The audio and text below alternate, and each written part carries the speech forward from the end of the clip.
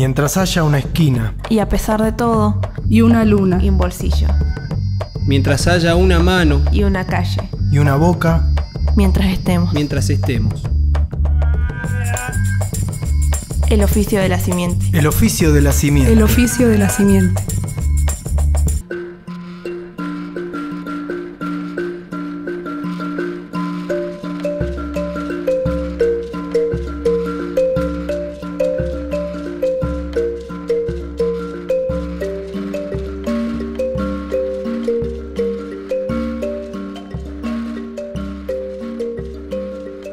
El mapuche Guajón Tumapu, en los territorios ubicados entre el Pacífico y los Andes, Gulú Mapu, al oeste de la columna vertebral de los Andes, se extendía entre el río Limarí y Chiloé. En esta zona el pueblo mapuche compartía la territorialidad con el pueblo diaguita, que a su vez tenía asentamientos hasta el río Maipo. Desde Aconcagua al sur, la nación mapuche era hegemónica. El Puel Mapu, los territorios al oriente de la cordillera, abarcaba desde las provincias de San Luis por el norte y Chubut por el sur.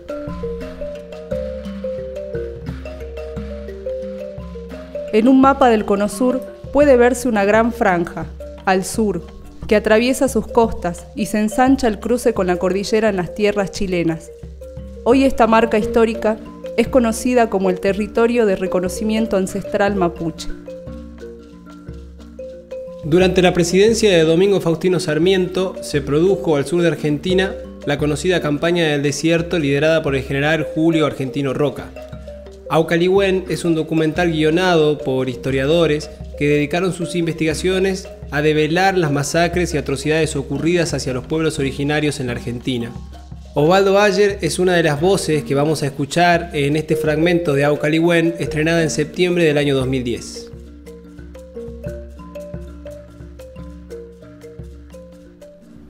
Buenos Aires, 1813. Esa increíble asamblea de patriotas que va a declarar la libertad de vientres, la libertad de los esclavos.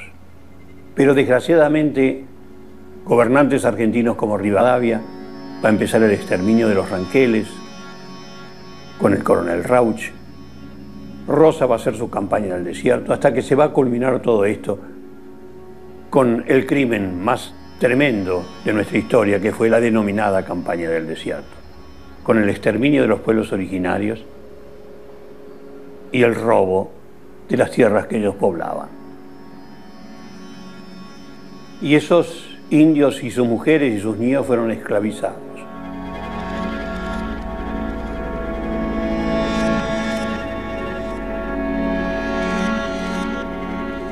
Los hombres como peones a la zafra en Tucumán, o a construir fortificaciones en Martín García, las mujeres como sirvientas y los niños separados de sus madres como mandaderos.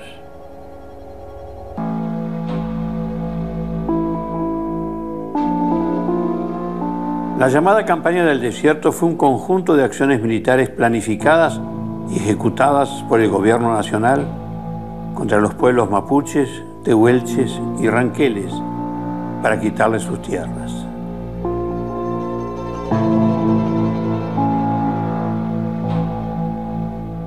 Roca, en contraste con Alsina, planificó extinguir a los aborígenes.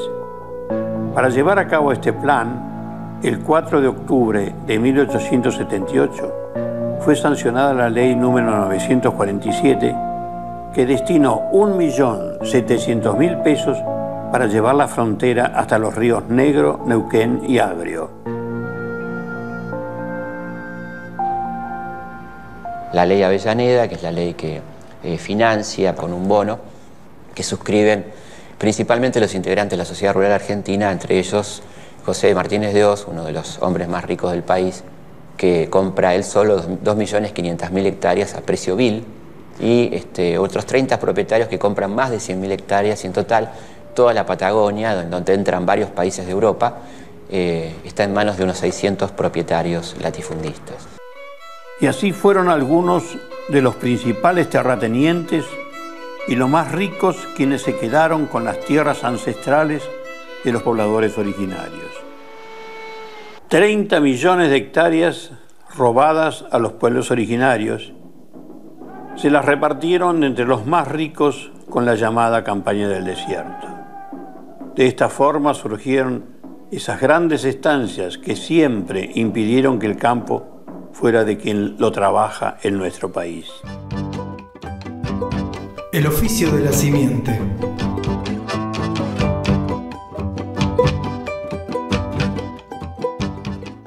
Más adelante, a fines de la década de 1880, se crea en Londres The Argentine Sutherland Company Limited, mediante hábiles manejos administrativos y merced a la convivencia de algunos funcionarios del gobierno argentino.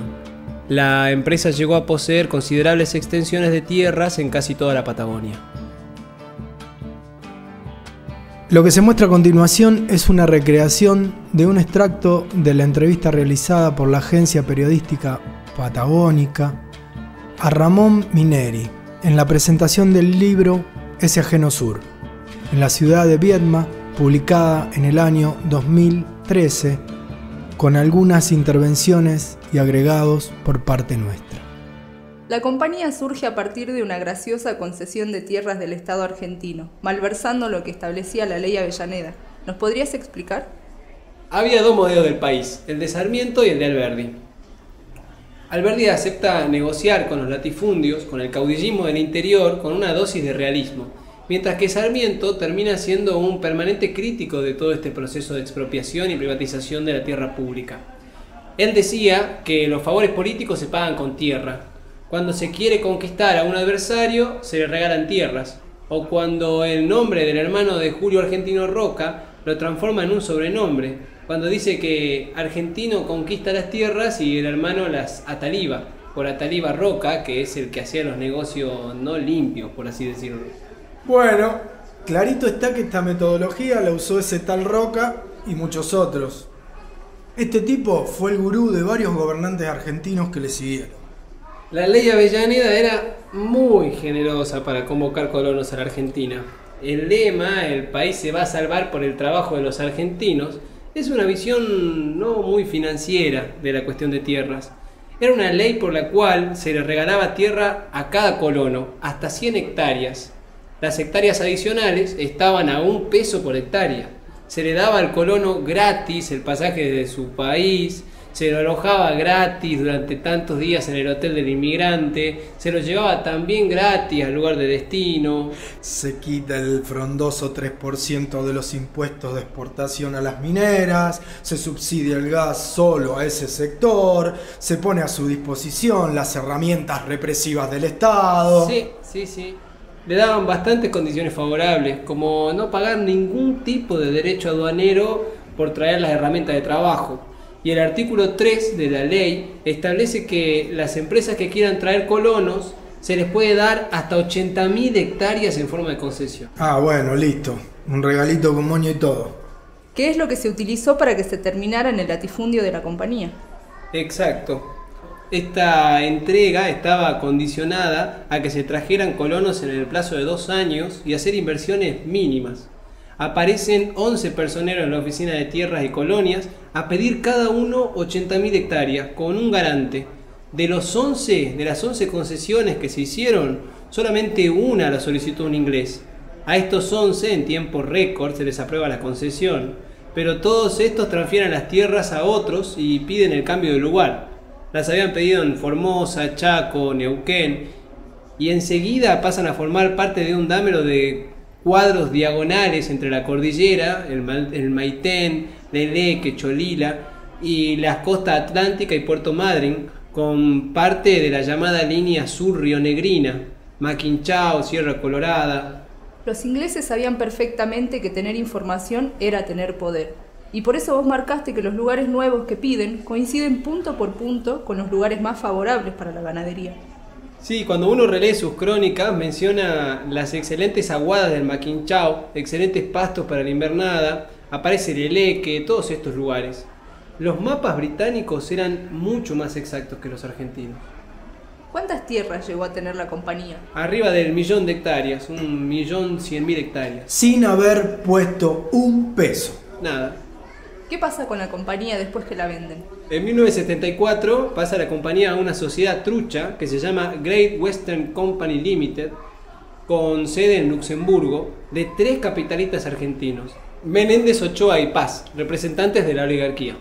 ¿Truchas? ¿No será en Panamá? ¿O en Bahamas? Menéndez, Ochoa y Paz recorren cada tanto los campos. Hay que mandarles a ellos los romaneos de la lana. En el 82, con la guerra de las Malvinas, Galtieri tira un decreto que incauta o congela las cuentas bancarias de las empresas británicas, y las empresas mismas quedan en observación. Entonces ahí Menéndez, Ochoa y Paz, ante un escribano, transparentan que desde hace tantos años son los dueños de la compañía, es decir, que era argentina y no británica. Ponele Ortiz. Y ahí cambia el nombre del inglés al castellano y se llama Compañía Argentina de Tierras del Sur. ¿Y Benetton compra luego exactamente las mismas tierras que tenía la compañía? Benetton compra exactamente las mismas tierras. No estaban ya las estancias La Patagonia y los alfalfares de Santa Cruz y Córdoba, pero después las compra también. El tipo es como que se hace cargo de la historia de la empresa. Sí, compró el capital simbólico e histórico también. Y por eso tiene como lema que esta empresa ha estado 100 años desarrollando la Patagonia. Y en los conflictos con las comunidades indígenas salen a alegar que son los legítimos ocupantes y propietarios de la tierra desde 1889. Obviamente que se oculta la verdadera historia, así como los corrimientos del alambrado en 1937 que avaló el presidente Agustín Justo. ¿Y entonces quién es Benetton? En principio es un grupo, como Techin, Monsanto, Clarín, Coca-Cola, Unilever. Bueno, Benetton tiene la telefonía TIM en Brasil y en Perú, el imperio Autogrill en 14 países de 4 continentes, y controla empresas como Chiao, Passaggio, Cotefran, Burger King, Häagen-Dazs, Pizza Hut, TSBI, Simple Book, Daily News y Fox Sport en Latinoamérica. Con todo este emporio queda claro por qué el Estado defiende sus intereses y no los de la gente de la tierra. El oficio de la simiente.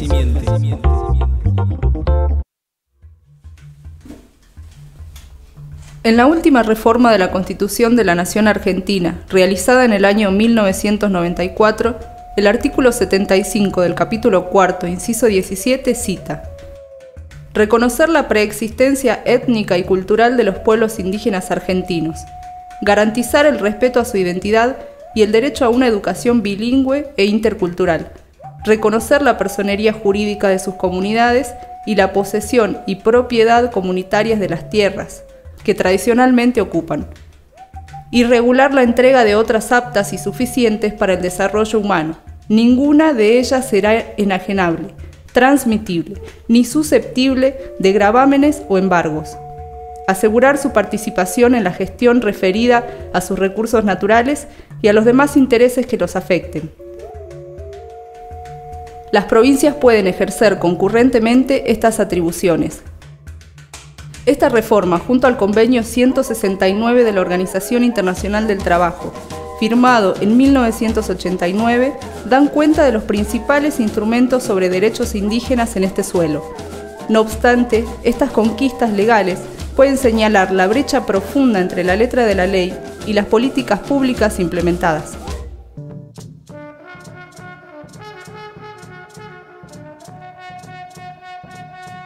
El viernes 27 de mayo, por la madrugada, las Fuerzas Especiales de Policía de Chubut, Gendarmería Nacional, Infantería, Policía de Chubut y además la Policía de Inteligencia de Chile ingresaron al territorio mapuche recuperado en el departamento de Chuyamén, en el paraje Vuelta al Río, desalojándolos de manera brutal. Todo el operativo fue ilegal, sin ninguna orden escrita ni presencia alguna de jueces o fiscales. Detuvieron a varias personas que fueron llevadas por la fuerza en autos sin patente. No los asistió la razón, ni la justicia, ni siquiera la burocracia.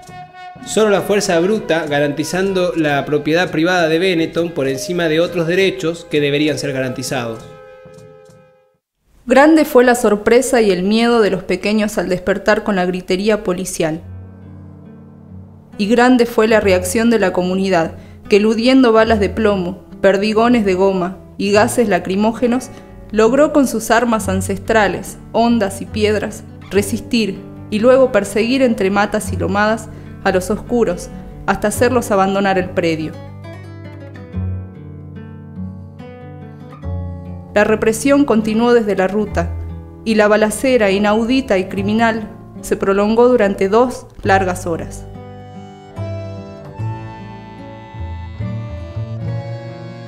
Apuntaban a niños y a grandes, al bulto y a la cabeza.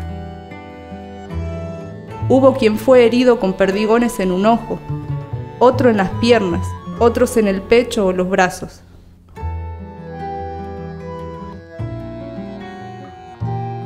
Casi todos gaseados y choqueados, en especial las criaturas.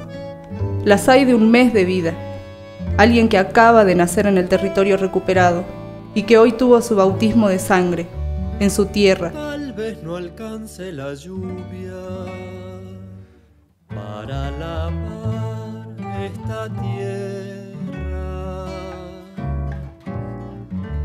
Tal vez no alcance la pampa para enterrar la tristeza.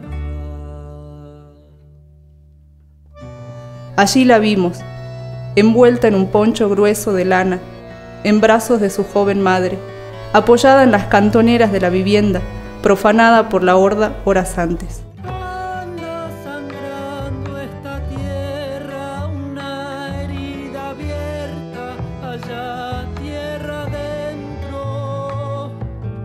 Quedó pariendo a sus hijos, temblando de frío, temblando de miedo.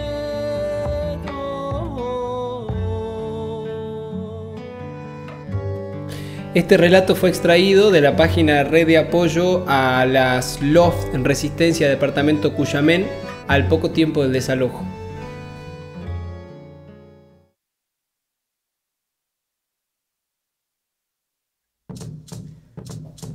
La policía se llevó detenido a 7 integrantes de la comunidad, uno de ellos menor de edad.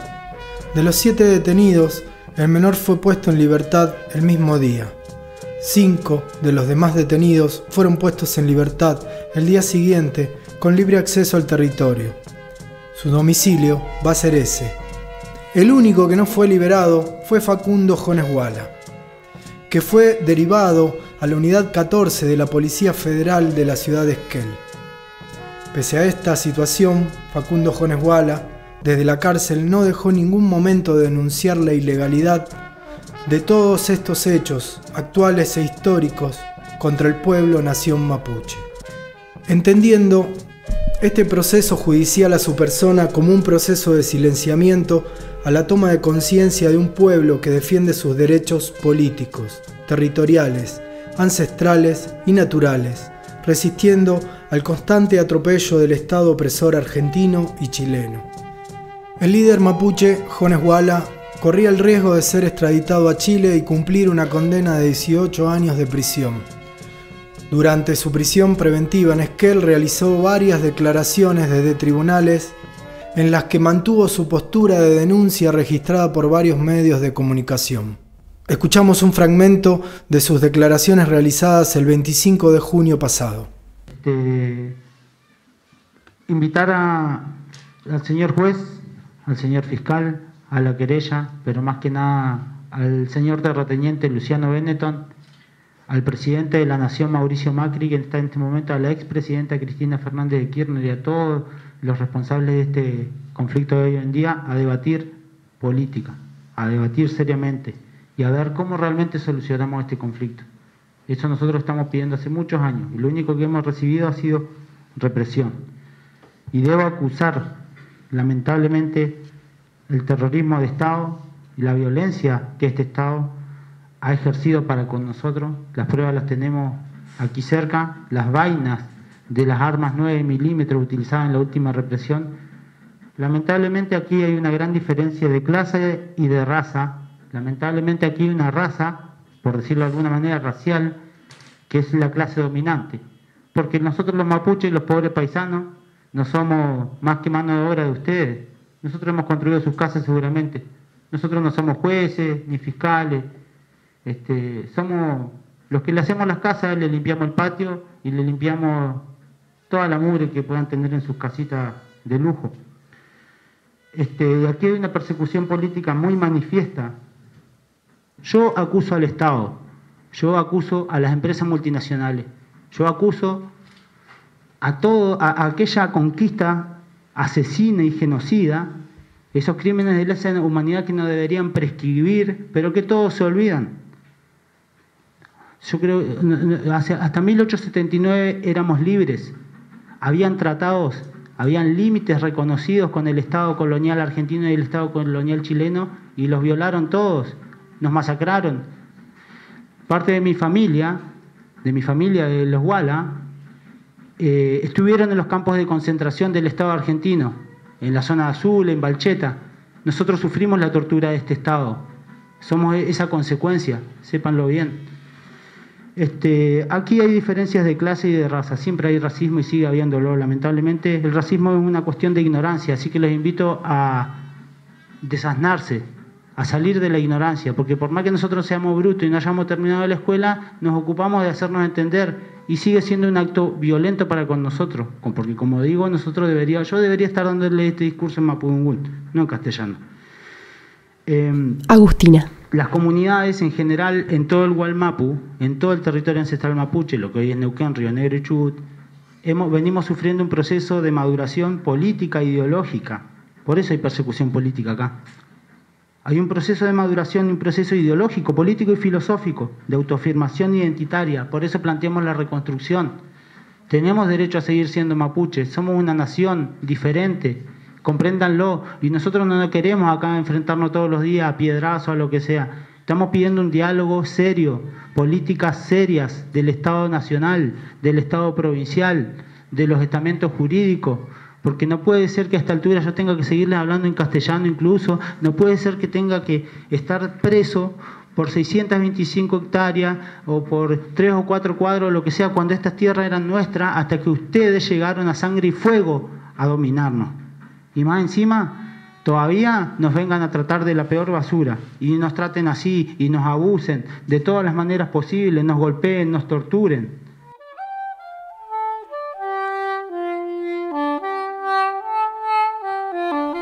Durante varios días las organizaciones de Esquel expresaban la llamativa llegada de policías y helicópteros que sobrevolaban la ciudad, operativo solicitado por el juez Guido Otranto, ante la supuesta posibilidad de que se registren disturbios en pleno proceso judicial.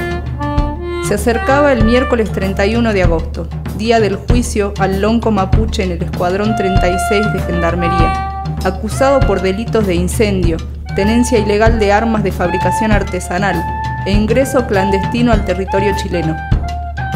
Entre los concurrentes se encontraban el Premio Nobel de la Paz, Adolfo Pérez Esquivel, Félix Díaz, de la comunidad Juan de Formosa, y el presidente de la Asamblea Permanente por los Derechos Humanos, Ernesto Moró, quienes venían exigiendo por la libertad de Jones Guala.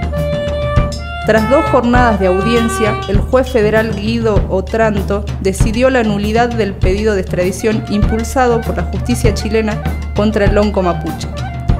Si bien en un primer momento se determinó su traslado del penal de esa localidad a la vivienda de un familiar, donde cumpliría prisión domiciliaria, finalmente se resolvió determinar la inmediata libertad del acusado. Afuera lo esperaba la alegría y emoción de cientos de militantes. Facundo, al ser liberado, expresó: Quiero aprovechar este momento para agradecerle de verdad a todo mi pueblo, al pueblo nación mapuche y también a todos los revolucionarios y progresistas que aún viven en esta sociedad, para que podamos liberar de la opresión a todo el mundo, porque no solamente los mapuches tenemos derecho a luchar. Espero que en este momento histórico empiece a replantearse todo el mundo la verdadera historia y la estructura de esta sociedad capitalista y opresora que nos mantiene en la miseria, que se mantiene a fuerza de represión y tortura por culpa de esos perros de azul que nos mantienen encarcelados y que cuidan los intereses de los poderosos, de los ricos. Nosotros, la nación mapuche, vamos a darle una lección de historia y vamos a cambiar esta historia de opresión que durante 130 años nos ha mantenido en la marginación. Así que, hermano, muchas gracias. Esto es el resultado de la movilización de todas las comunidades, de ambos lados de la cordillera, y de la gente que solidariamente ha comprendido el nivel de conciencia de nuestra nación, el nivel de conciencia de nuestros milicianos, de nuestros combatientes. Un abrazo y saludo grande a todos mis peña y lamien que combaten en ambos lados de la cordillera, a los huaychafes que arriesgan su vida todos los días, y no importa que los baleen, no importa que los gaseen, siguen combatiendo por la libertad. Somos combatientes ancestrales de la libertad, pupeña y polamien. Hasta vencer o morir. ¡Marichi, güey!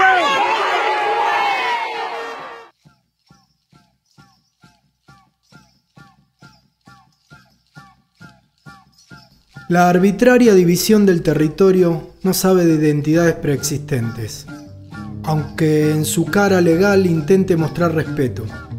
En Argentina los pueblos originarios se debaten entre dos mundos. Por un lado, fueron aculturándose, es decir, perdiendo parte de sus tradiciones por el contacto con la llamada civilización, aunque por el otro, no terminan de ser incluidos en una sociedad que los sigue considerando como un otro. A pesar de los marcos jurídicos internacionales y nacionales que reconocen los derechos de los pueblos indígenas, sus realidades siguen siendo condiciones de pobreza extrema, aislamiento y falta de acceso a los servicios básicos. Agua potable, vivienda digna, atención sanitaria de calidad, educación que respete su cultura e incluso trata laboral. En la provincia de Salta son moneda corriente las denuncias por trabajo infantil y reducción a la servidumbre de población originaria en fincas privadas para trabajos de desmonte, por ejemplo. Si bien el Estado se encarga de establecer su ciudadanía dentro del extenso territorio nacional, en la práctica los deja abandonados a su suerte. Pero lo que es peor, los arrincona, continuando la histórica corrida de alambrado. Sea por el avance del agronegocio en el norte, sea en nombre del derecho de propiedad de grandes grupos corporativos como Benetton en el sur.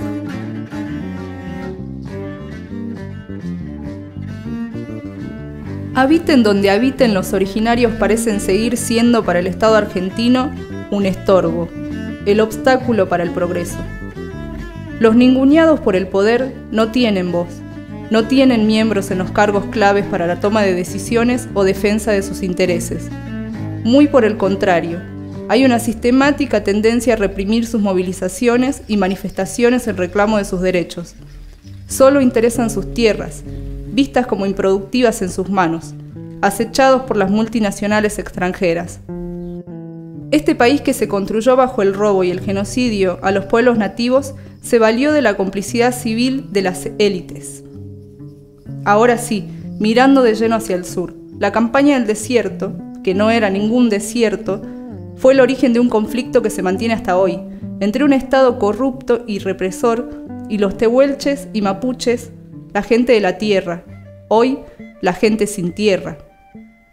La conquista del territorio implicó la muerte y el sometimiento de sus legítimos pobladores, fusilamientos, deportaciones, campos de concentración, desmembramientos de familias, porque no solo se quedaron con las tierras, también se quedaron con las personas, en calidad de criados o de peones para sus estancias. Hoy los mapuches continúan siendo perseguidos, estigmatizados, acosados por una justicia que responde a los intereses de las familias de élite, hoy conocida como la Sociedad Rural Argentina, y de grandes grupos corporativos extranjeros que no pretenden otra cosa que quedarse con sus tierras para ampliar el negocio, pero también para continuar reivindicando el poder del civilizado por sobre el salvaje. Este pueblo no se resigna a un sistema opresor. El tiempo ha demostrado que ante un sinfín de atropellos que no han cesado ante los cambios de gobierno en ambos lados de la cordillera, la nación mapuche tampoco ha podido encontrar en su lenguaje una palabra que exprese rendición, abatimiento o resignación. Este pueblo lucha por sus tierras y sus derechos ancestrales, y este gobierno los jacta de usurpadores. Este gobierno los enjuicia, este pueblo responde: resistencia no es terrorismo.